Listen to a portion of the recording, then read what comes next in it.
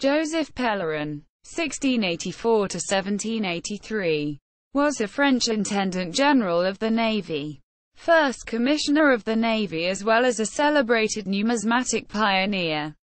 Pellerin was born at Marly, near Versailles, the 27th of April 1684 and died the 2nd of August 1783 at his château of Plainville in Picardy.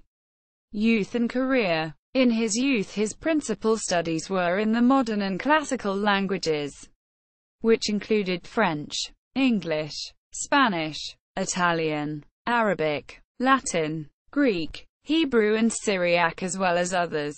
And it was to his precocious expertise in these that he owed his admission to the officers of the Ministry of the Marine, as the Navy was called in France, in 1706, where he became employed in correspondence, having in 1709 succeeded, despite the previous failure of trained cryptographers, to decipher some coded letters seized from a Spanish frigate concerning the Archduke Charles of Austria, one of the pretenders to the Spanish throne, the other being Louis XIV's nephew, the Duke of Anjou, this being the cause of the ongoing wars of the Spanish succession. By this astonishing feat he caught the attention of then Naval Minister Pontchartrain, who named him Cabinet Secretary. He enjoyed similar favor in the succeeding ministries.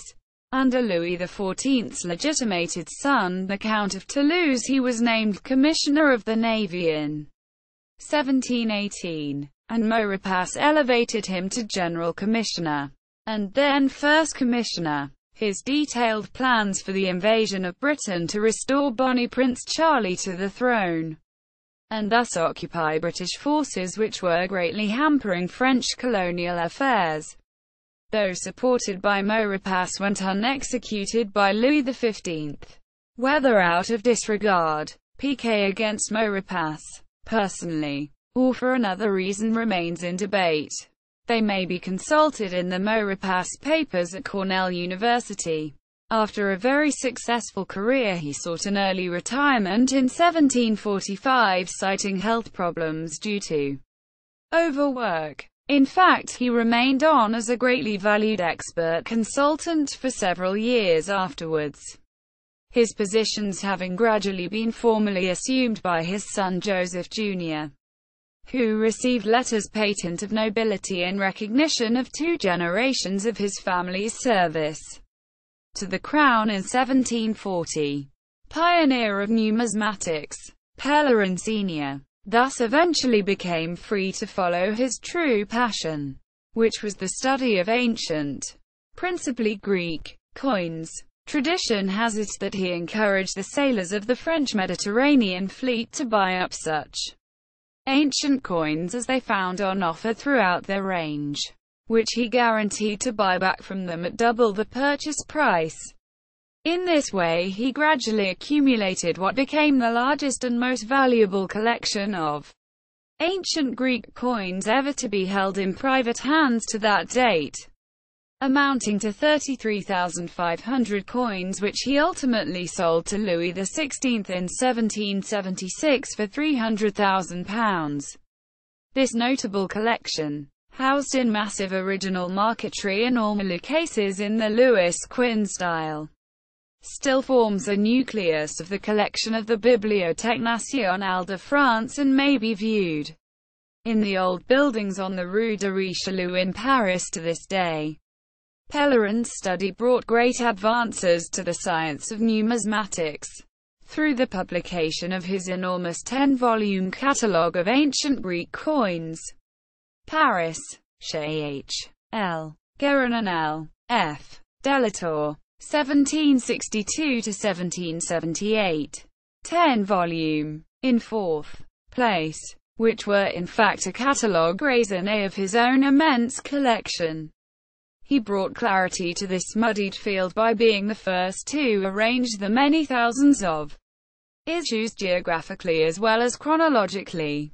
His identification of many puzzling pieces were a testimony to his rare powers of observation and perspicacity. He could be said to have cleared a path for the famous Échelle Such errors that slipped into his great work were later caught by Barthélemy, who was to negotiate the purchase of the collection for the king, Swinton and the Abbé Leblond.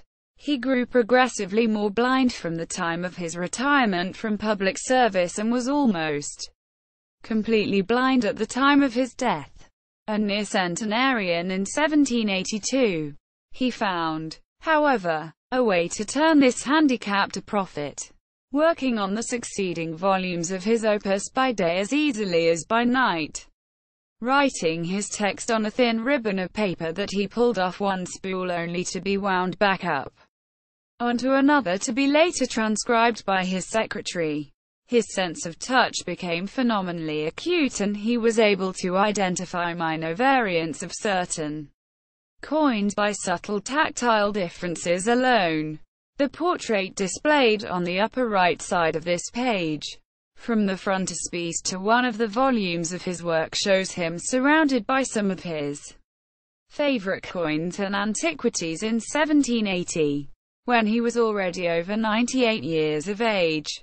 Family and legacy. Pellerin married into another Versailles family in 1714 when he wed Marie-Anne, niece of Michel Richard de Lalande, court composer to Louis XIV and one of the great exponents of the French Baroque motet.